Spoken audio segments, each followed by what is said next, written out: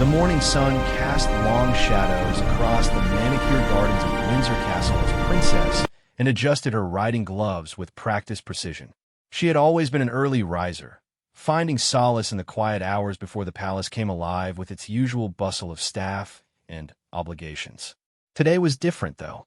Today marked exactly 50 years since her mother, Queen Elizabeth II, had first walked through these same corridors as a young monarch, carrying the weight of a nation on her shoulders, and had been planning this commemoration for months, working closely with the palace historians and the Royal Collection Trust to organize a private ceremony in the Queen's chamber.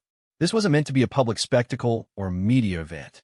Instead, it was an intimate family gathering where they could honor their mother's legacy away from the cameras and crowds that seemed to follow their every move. The Queen's chamber held particular significance for the family. It was where Elizabeth II had spent countless hours in private reflection, where she had made some of her most difficult decisions, and where she had found peace during the most challenging periods of her reign. The room had been preserved exactly as she had left it, with her personal items still arranged on the writing desk and her favorite books still lined up on the shelves. And walked through the castle's grand hallways, her footsteps echoing softly on the polished marble floors. She passed portraits of generations of monarchs, each face telling its own story of duty, sacrifice, and service. The weight of tradition was palpable in these walls, and felt it deeply. As the only daughter of the late Queen, she understood better than most the delicate balance between personal desires and royal obligations. Reaching the Queen's chamber, and pushed open the heavy wooden door and stepped inside. The room smelled faintly of lavender, her mother's favorite scent, which still seemed to linger in the air despite the passage of time. Sunlight streamed through the tall windows, illuminating the dust motes that danced in the air like tiny spirits, and had invited only immediate family members to this gathering. Charles, as the current king, would naturally be there, along with his wife Camilla. William and Harry had both confirmed their attendance, despite the ongoing tensions between the brothers. Even some of the Queen's cousins and close friends from her inner circle had been invited to share their memories and pay their respects. The ceremony was scheduled to begin at 3 o'clock in the afternoon, allowing time for everyone to arrive and settle in, and had prepared a small speech about her mother's private moments in this room, stories that the public had never heard but that revealed the human side of the woman behind the crown. She had also arranged for a string quartet to play some of the Queen's favorite pieces of classical music, creating an atmosphere of reverence and celebration. As she began to arrange the flowers she had brought from the Queen's own garden, Anne's mind wandered to the challenges her family had faced over the past few years. The loss of their mother had been devastating, but it had also brought certain underlying tensions to the surface. The transition of power from Elizabeth II to Charles had been seamless in public, but privately, there had been numerous adjustments and disagreements about how things should be handled. One particular source of friction had been Camilla's role in the family and her influence over Charles. While Anne had always maintained a cordial relationship with her sister-in-law, she couldn't help but notice how Camilla had gradually inserted herself into family decisions and traditions. It wasn't that Camilla was malicious or deliberately disruptive, but her presence had undeniably changed the dynamics that had existed for decades, and remembered how their mother had handled the situation with characteristic diplomacy. Elizabeth II had welcomed Camilla into the family while maintaining clear boundaries about certain traditions and ceremonies. The late Queen had understood the importance of continuity and had been careful not to let new relationships completely overshadow established customs. The morning progressed peacefully as Anne continued her preparations. She arranged chairs in a semicircle around the room, positioned the flowers in crystal vases that had belonged to her mother, and tested the sound system that would amplify the string quartet. Every detail mattered to her because this ceremony represented something sacred, a connection to their mother's memory that transcended the public duties and political pressures of royal life. Around noon, Anne decided to take a break and have lunch in the castle's private dining room. As she walked through the corridors, She encountered several members of the household staff who had worked closely with the Queen. Mrs. Henderson, who had been the Queen's personal maid for over 30 years, stopped to chat about the upcoming ceremony. "It's wonderful what you're doing, Your Royal Highness," Mrs. Henderson said with genuine warmth. Her Majesty would have loved knowing that the family was gathering in her special room like this, and smiled, touched by the sentiment. She always said that room was where she felt most herself, didn't she? Away from all the formality and protocol. "Oh yes, ma'am."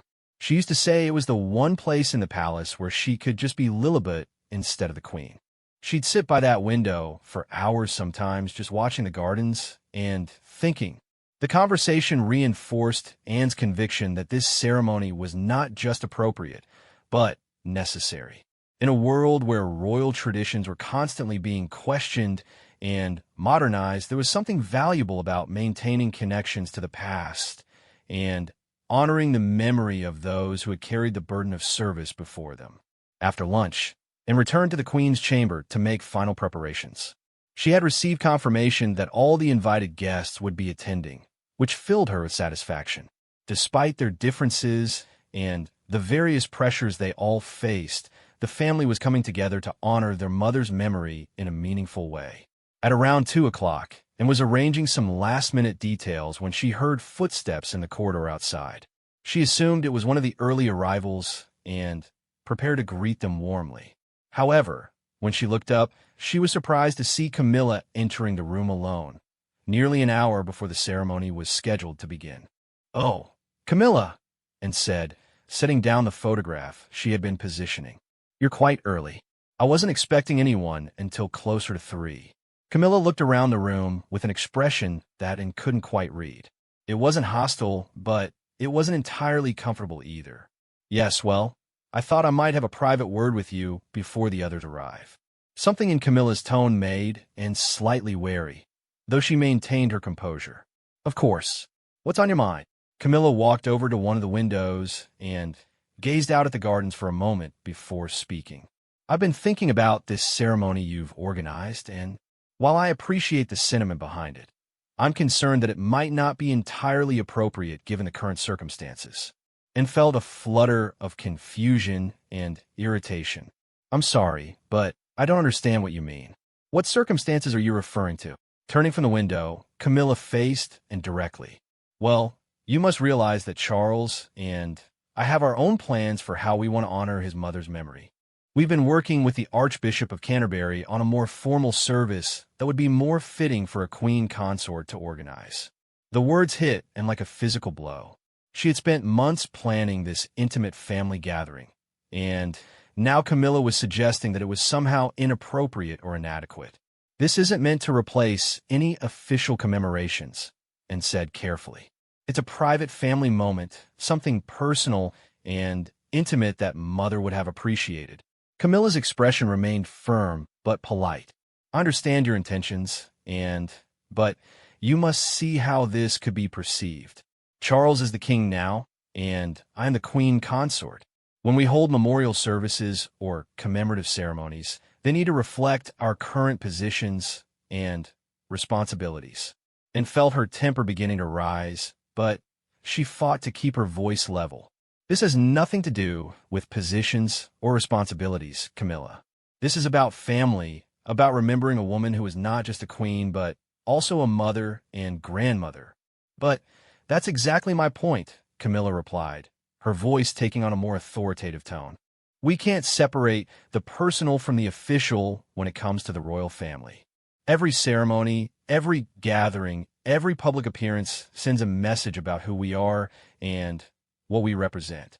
The conversation was taking a turn that Anne hadn't anticipated, and she found herself struggling to understand how a simple family ceremony had become a matter of protocol and politics. "Camilla, I invited you and Charles specifically because I wanted this to be a family event. I'm not trying to make any statements about positions or hierarchy." Camilla moved closer to Anne, her expression becoming more direct. "I appreciate that, but I'm afraid I can't allow this ceremony to proceed as planned. Charles and I need to be the ones organizing official commemorations of a late queen, and We can't have competing events that might confuse the public or the media. And stared at her sister-in-law in disbelief. You can't allow it? Camilla, this is a private family gathering in my mother's own room. I'm not seeking permission from anyone to honor my own mother's memory. I'm afraid you're misunderstanding the situation, Camilla said, her voice becoming firmer. As queen consort, I have certain responsibilities regarding royal ceremonies and commemorations. This room, this castle, these are all part of the Crown Estate, and any official activities that take place here need to be approved through proper channels. The implications of Camilla's words began to sink in, and felt a cold anger building in her chest. Are you seriously suggesting that I need your permission to hold a family gathering in my mother's room? I'm suggesting that we need to be mindful of proper protocol and the chain of command within the royal hierarchy, Camilla replied. Charles is the king. I am the queen consort, and decisions about official activities need to flow through us. And could hardly believe what she was hearing. The woman who had been a controversial figure for years, who had only recently been accepted into the family, was now attempting to dictate how they could commemorate the late queen's memory. This is not an official activity, Camilla. This is a daughter wanting to remember her mother. But you've invited media-sensitive members of the family, Camilla pointed out. William, Harry, other senior royals. Any gathering of this magnitude has official implications, whether you intended them or not. The conversation was becoming increasingly surreal, and realized that this wasn't really about protocol or proper procedures. This was about power and control, about Camilla establishing her authority within the family hierarchy. What exactly are you asking me to do? Camilla took a deep breath, as if preparing for a difficult announcement. I'm asking you to cancel this ceremony and allow Charles and me to organize a more appropriate commemoration at a later date. Something that properly reflects the dignity of the late queen and the current structure of the monarchy. And felt the room spinning slightly as the full weight of Camilla's demands became clear. Her months of careful planning, her vision of an intimate family gathering, her desire to honor her mother in a personal and meaningful way, all of it was being dismissed as inappropriate and unauthorized. I will not cancel this ceremony, and said quietly, her voice carrying a steel that anyone who knew her would recognize as dangerous. My mother loved this room. She loved quiet family moments, and she would want us to gather here in her memory.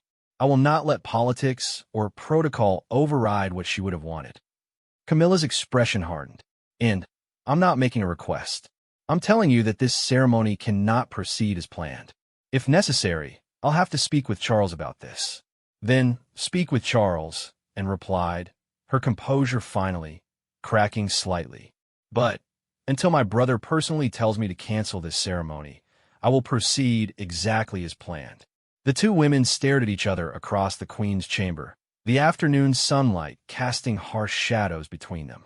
What had begun as a conversation between family members had escalated into a confrontation about authority, tradition, and the changing dynamics of the royal family. Camilla gathered herself and moved toward the door. Very well, Anne, but I want you to understand that I try to handle this diplomatically. If you force my hand, there may be consequences that extend beyond just this afternoon. With that ominous statement, Camilla left the room, leaving Anne alone among the flowers and photographs she had so carefully arranged. The peaceful atmosphere she had worked to create was shattered, replaced by a tension that seemed to permeate the very air. And sank into one of the chairs she had positioned for the ceremony, her mind racing as she tried to process what had just happened.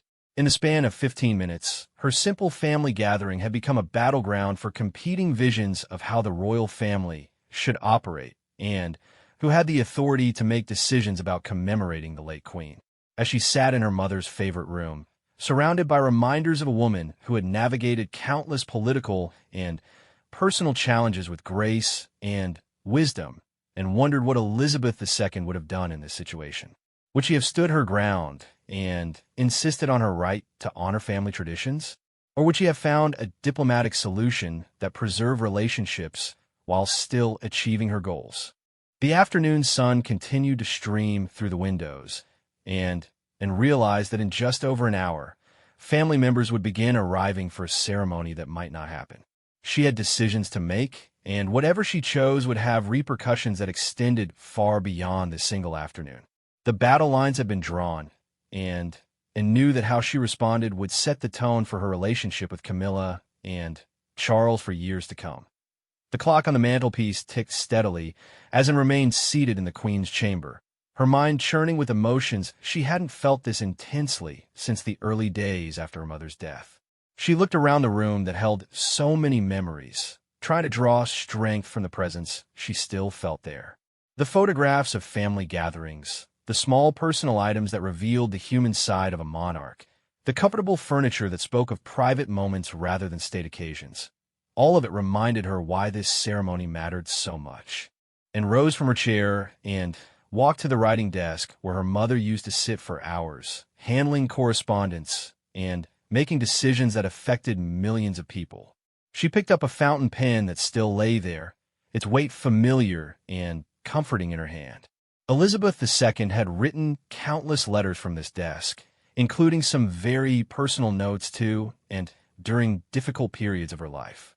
The irony of the situation wasn't lost on her. Here she was, in a room dedicated to the memory of a woman who had spent 7 decades balancing family relationships with royal duties, facing a conflict that seemed to pit one against the other, and knew her mother would have found a way to honor both the personal and the institutional, but the solution wasn't immediately obvious to her. A soft knock on the door interrupted her thoughts. "Come in," she called, expecting to see one of the household staff or perhaps an early guest arriving for the ceremony. Instead, she was surprised to see William entering the room, looking somewhat formal in his dark suit, but carrying the easy demeanor that made him popular with both family and public. "Aunt Anne," he said warmly, "I hope I'm not too early. I wanted to have a quick chat before everyone else arrives," and felt a wave of relief at seeing her nephew. William had always been diplomatic and thoughtful, qualities that had served him well as he prepared for his eventual role as king. If anyone could help her navigate this unexpected crisis, it might be him. "Actually, William, your timing might be perfect," she said, gesturing for him to sit down. "I'm afraid we may have a situation developing." William's expression grew more serious as he settled into one of the chairs. "What kind of situation?" And took a deep breath and recounted her conversation with Camilla, watching William's face carefully as she spoke. She saw surprise, then concern, and finally a kind of weary resignation that suggested this wasn't entirely unexpected. "I see," William said when she finished, and Camilla specifically said she wouldn't allow the ceremony to proceed.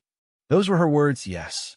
She claimed it was about protocol and proper channels, but it felt like something more than that, and studied her nephew's reaction.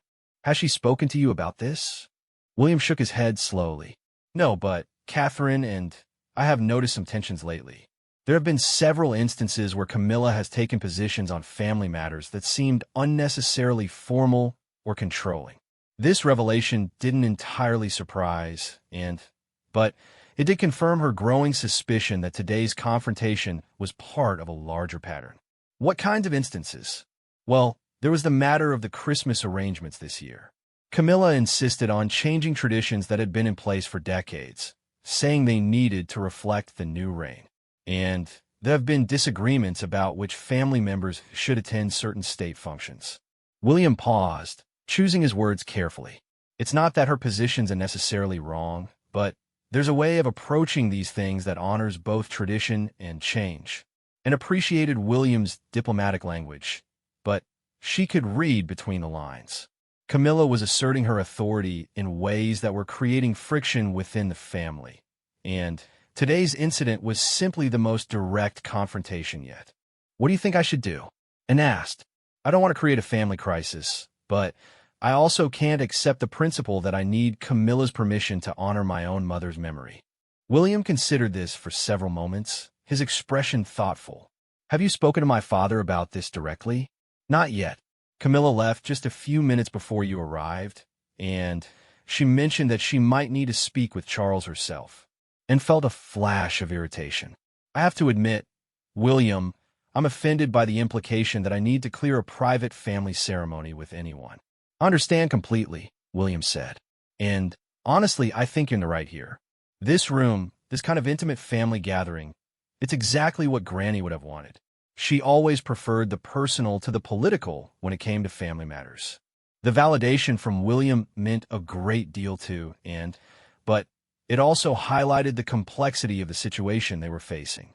If William, who would one day be king himself, supported her position, but Camilla was claiming authority as the current queen consort, where did that leave Charles? The problem is, William continued, if this turns into a direct confrontation between you and Camilla, it puts my father in an impossible position.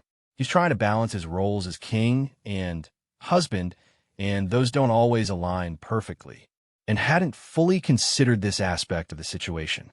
Charles had spent years defending his relationship with Camilla, and asking him to choose between his wife and his sister on a matter involving their mother's memory would be particularly painful for him. So what would you suggest? She asked. Before William could answer, they heard voices in the corridor outside, and checked the clock, and realized it was nearly 3 o'clock. Other family members were beginning to arrive for the ceremony, unaware of the drama that had unfolded just an hour earlier. Let me handle this, William said quietly. I'll speak with the guests as they arrive, and explain that we're having a brief delay. Meanwhile, you should try to reach my father directly. Present your side of the story before Camilla has a chance to frame the situation. And nodded, grateful for William's support and practical approach. And if Charles sides with Camilla, then we'll deal with that when it happens, William replied.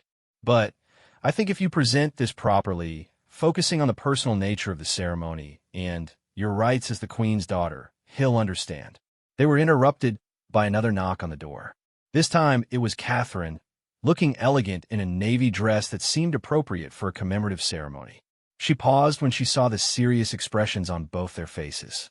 I hope I'm not interrupting anything important, she said carefully. Actually, Kate, your timing is perfect, William said. We have a bit of a family situation developing.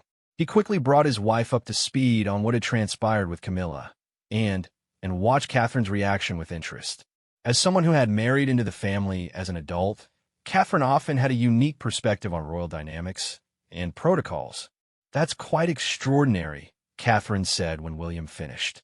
I mean, I understand the importance of protocol, but this seems like exactly the kind of family tradition that should be preserved, not regulated. Her support was reassuring too, but it also emphasized how isolated Camilla's position was becoming. If even the family members who had married into the firm were surprised by her stance, it suggested that she might be overreaching in her assertion of authority. Has anyone seen Harry yet? And asked. I'm particularly concerned about how he might react if he arrives to find the ceremony canceled or delayed. William and Catherine exchanged a glance. Harry's relationship with the family remained strained, and any perception that he was being excluded or that family traditions were being arbitrarily changed would likely not go over well.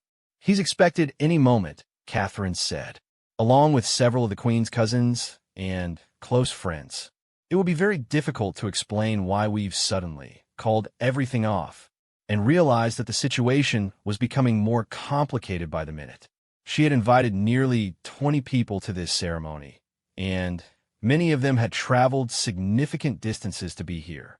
Canceling at the last minute would require explanations that might expose the family conflict to a much wider circle. I think I need to call Charles immediately, she decided, before this spirals any further out of control. She moved to the telephone on her mother's desk, an old-fashioned rotary model that Elizabeth II had preferred over more modern alternatives. As she dialed Charles's private number and felt the weight of the moment, this conversation would likely determine not just whether the ceremony proceeded, but also the future dynamics of her relationship with her brother and sister-in-law. The phone rang several times before Charles answered, his voice distracted as if he were in the middle of other business. Charles, it's Anne, she said without preamble.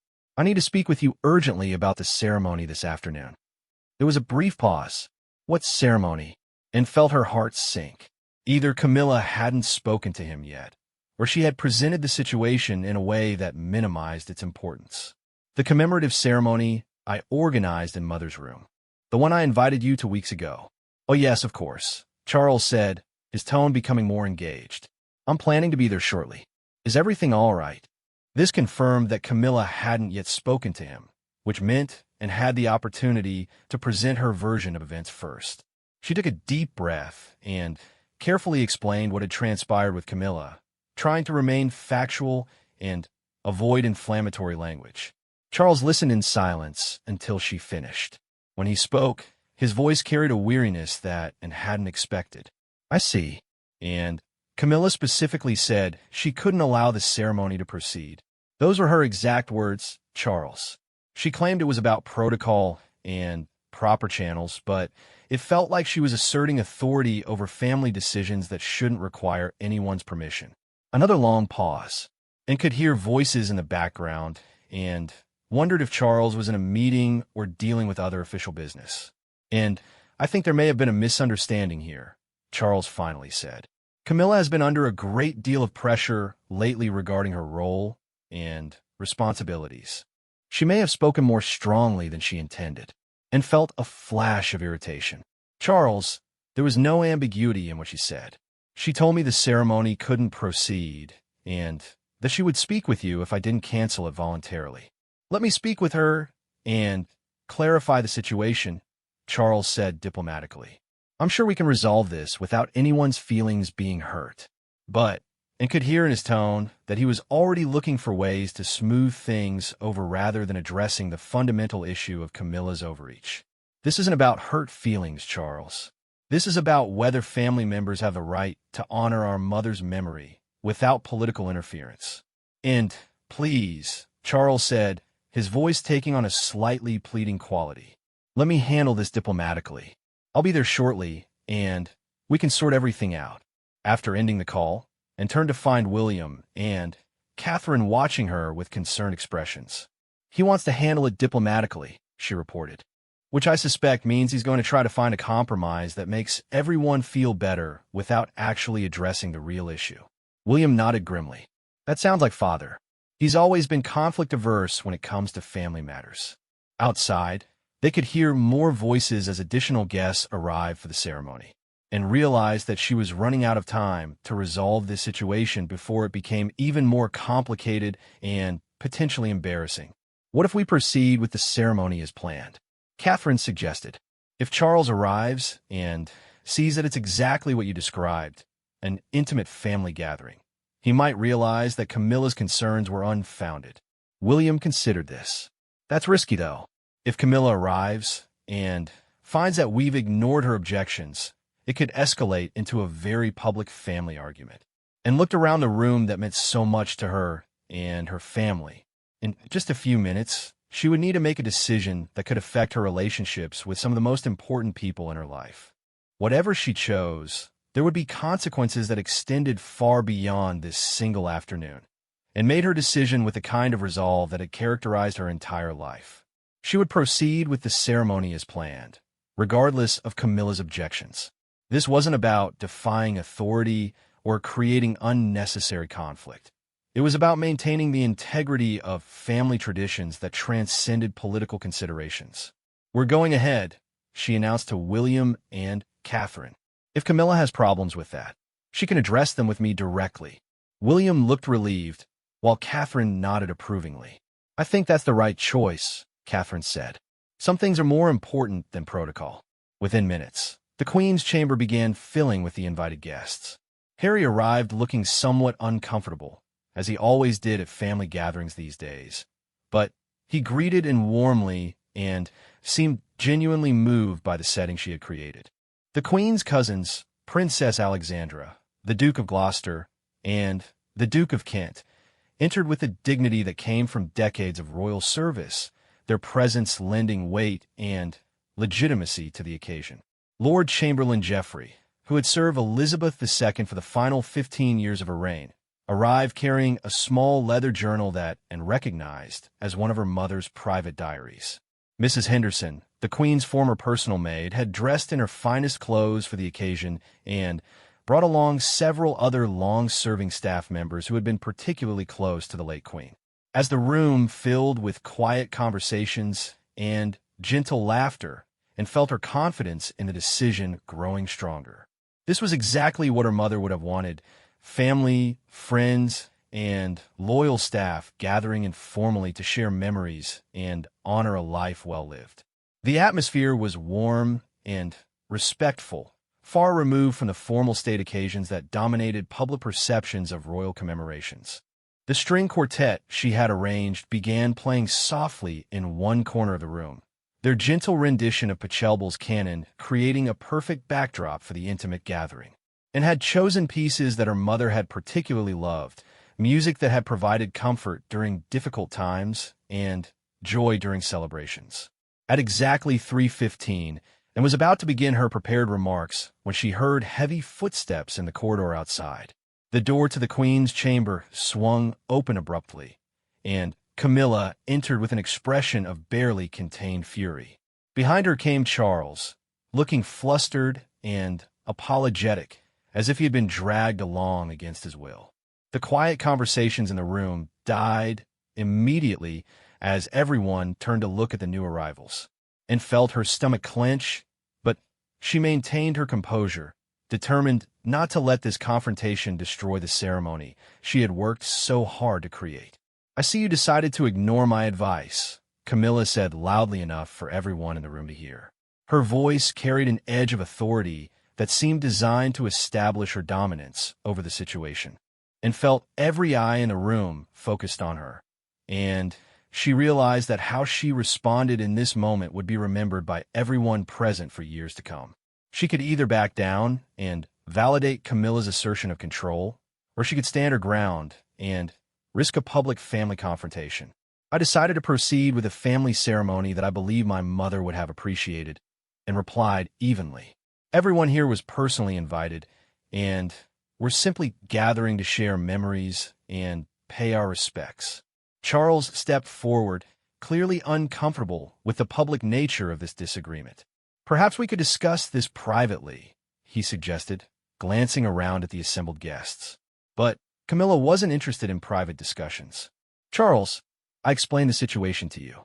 This kind of unauthorized ceremony reflects poorly on the institution and undermines proper protocol." The word unauthorized hung in the air like an accusation, and saw several of the Queen's cousins exchange glances, their expressions ranging from surprise to disapproval. These were people who had served the crown faithfully for decades, and they understood the difference between personal family moments and official state business. Harry, who had been standing quietly near one of the windows, stepped forward with an expression and recognized as dangerous. "Unauthorized by whom?" he asked, his voice carrying the kind of sharp edge that had gotten him into trouble with the press on numerous occasions. Camilla turned to face him, and could see that she was realizing the situation was spiraling beyond her control. "By the proper authorities within the royal household," she said, but her voice had lost some of its earlier conviction. "And who exactly are these proper authorities when it comes to a daughter honoring her mother's memory?" Harry pressed, his tone becoming increasingly confrontational. Charles looked panicked as he realized that what had begun as a private family disagreement was turning into a public argument in front of some of the most senior members of the extended royal family. "Harry, please, let's all take a step back and discuss this calmly." But Princess Alexandra, the Queen's cousin and one of the most respected members of the royal family, chose that moment to speak. Her voice was quiet, but carried the authority that came from 7 decades of impeccable royal service. "I'm confused," she said, looking directly at Camilla. "Since when do family members need authorization to gather in private to remember the Queen?" Elizabeth would have been appalled by the suggestion that her children needed permission to honor her memory. The rebuke was delivered with such dignified restraint that it somehow carried more weight than Harry's more aggressive approach, and saw Camilla's face flush, and she realized that the Queen Consort was beginning to understand that she had seriously miscalculated the situation. William, who had been watching the confrontation with growing concern, attempted to find a diplomatic solution. "Perhaps what we have here is simply a misunderstanding about the nature of this gathering," he said carefully. This is clearly a personal family moment, not an official ceremony. But Camilla seemed determined to double down on her position rather than admit error. Any gathering of senior royals has official implications, she insisted, especially when it involves commemorating the late queen. These matters need to be coordinated through proper channels. Lord Chamberlain Geoffrey, who had remained silent until this point, cleared his throat gently. "If I may," he said in the cultured tones that had made him such an effective intermediary during his years of service. Her late Majesty was very clear about distinguishing between public duties and private family moments. She would have considered this gathering to be entirely within the family's personal domain. His intervention was particularly damaging to Camilla's position because Geoffrey had been closer to Elizabeth II than almost anyone outside the immediate family. His knowledge of the Queen's preferences and wishes carried enormous weight with everyone present, and decided it was time to take control of the situation before it deteriorated further. "I think we've had enough discussion about authorization and protocol," she said firmly. "Everyone here loved and respected my mother, and we came together today to honor her memory in the room where she found peace and comfort. That's exactly what we're going to do." She moved toward the center of the room, effectively dismissing the argument and focusing attention on the ceremony's original purpose. "I'd like to begin by sharing some thoughts about my mother's private moments in this room, stories that reveal the woman behind the public figure." Several guests began moving toward the chairs and had arranged, clearly ready to proceed with the intended program. But Camilla wasn't finished. "If this ceremony proceeds against my express wishes, there will be consequences," she said, her voice rising slightly. "I won't be responsible for the political and institutional damage that might result." The threat was delivered with enough volume that everyone in the room heard it clearly, and felt a cold anger building in her chest. But before she could respond, Charles finally found his voice. "Camilla, that's enough," he said quietly but firmly. "This is my sister honoring our mother in a room that held special meaning for our family. I won't have you turning it into a political issue." The rebuke from Charles seemed to shock Camilla more than anything else that had happened. She stared at her husband as if she couldn't believe he had contradicted her publicly, especially after she had expected his support in asserting her authority. "Charles, I'm right about this," she said, but her voice had lost its earlier confidence. "These things need to be handled properly." "What needs to be handled properly is allowing my family to grieve and remember my mother without bureaucratic interference," Charles replied.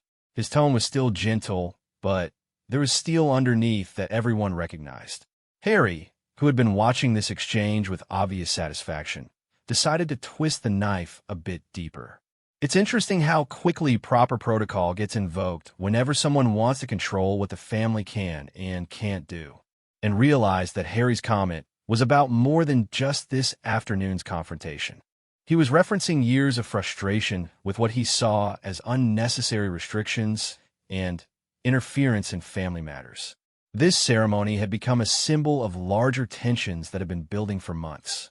Catherine, who had been observing the situation with her characteristic diplomatic awareness, stepped forward to address Camilla directly. "I think what we all want is to honor the Queen's memory in a way that reflects how much she meant to each of us personally. This gathering seems to capture that spirit perfectly." Her intervention was skillfully done, offering Camilla a graceful way to step back from her position without losing face completely. But instead of taking the opportunity, Camilla seemed to dig in deeper. "I understand the emotional appeal of this gathering," she said, "but emotions can't override institutional responsibilities. As Queen Consort, I have obligations that extend beyond personal preferences." The Duke of Gloucester, who had been the Queen's cousin and had known her since childhood, spoke up with obvious irritation. "With respect, ma'am, you're speaking about institutional responsibilities to people who have been serving this institution since before you were born. We understand the difference between public and private, and this is decidedly private." His comment was perhaps the most direct criticism Camilla had received from anyone in the extended royal family, and it clearly stung, and could see that the Queen Consort was beginning to realize that she had not only failed to establish her authority, but had actually damaged her standing with key family members. The room fell into an uncomfortable silence as everyone waited to see how Camilla would respond to this latest challenge, and realized that this moment would likely define relationships within the family for years to come, regardless of whether the ceremony ultimately proceeded or not.